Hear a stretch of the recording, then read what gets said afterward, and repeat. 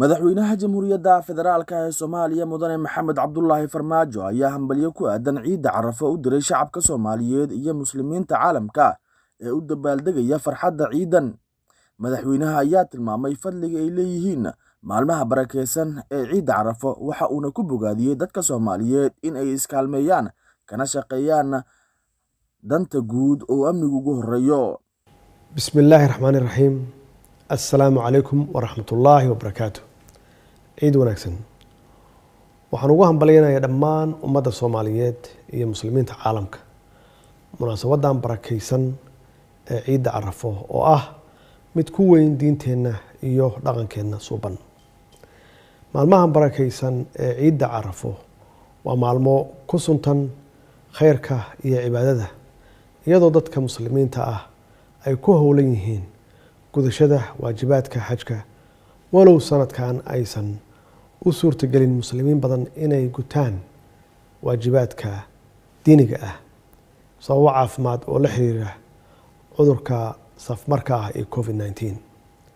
Saas darteed waxaan ku boorinayaa dadka Soomaaliyeed gaar ahaan xujayada Soomaaliyeed ee qorsheynayay sanadkan inay gutaan rugniga xajka in ay beddelkiisa ku dadaalaan bixinta sadaqada iyo kaalmeynta dadka danyarta ah oo iyaduba ka mid ah acmaasha ugu wanaagsan ee Rabbi loogu dhawaado.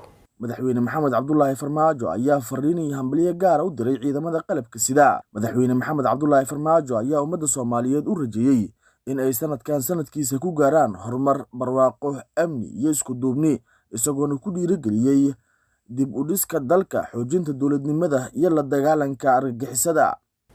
Si gaar ah waxaan hambalyo iyo bogaadin ugu dirayaa dhammaan ciidankeena qalabka sida ee geesiyaasha ah oo har iyo habeenba u taagan difaaca qarankooda.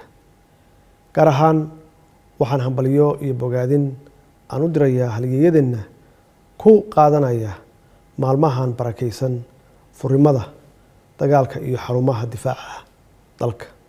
Ugu dambeyntii waxaan alla ka baryaynaa in ciidan ciideeda kale waa la nagu gaarsiiyo barwaaqo, midnimo, horumar iyo amni buuxa. Sidoo kale waxaan alla ka baryaynaa inuu naxariisto dhammaan dadkeenii naftooda ku waayay difaaca iyo horumarka dalkeenna. ciid wanaagsan, ciid mubaarak. والسلام عليكم ورحمة الله وبركاته. بلا ميري محمد هون كابل تي في مقالة مقديشو. abka dahab plus iyo casriyeynta adeegyada shirkadda dahab shell dahab plus oo ku fududeynaya isla markaasina ku koobaya dhammaan baahiyaha adeeg ee e-dahab, dahab bay iyo adeegyada shirkadda Somtel markasta iyo mar kastaba ku isticmaal applicationka dahab plus.